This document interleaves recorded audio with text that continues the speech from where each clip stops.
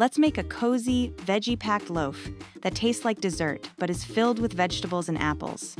Begin by mixing up your flax egg. It's just ground flax and water stirred together in a bowl that will substitute for the egg in this recipe. Let it sit while you shred the produce. Grab your zucchini, carrot, and apple, and grate them with a box grater or food processor all at once.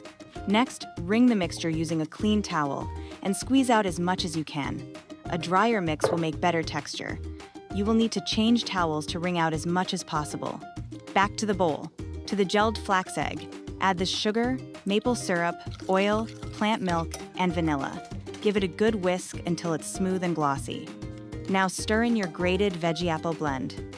Then pour in your dry ingredients right on top: flour, baking powder, baking soda, cinnamon, nutmeg, and a pinch of salt.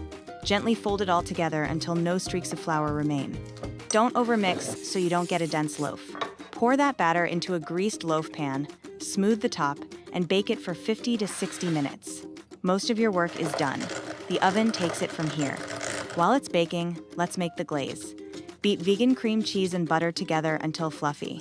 Then add powdered sugar, orange juice, and zest. Thin it out with a splash of plant milk if needed. Taste it for any adjustments to your liking.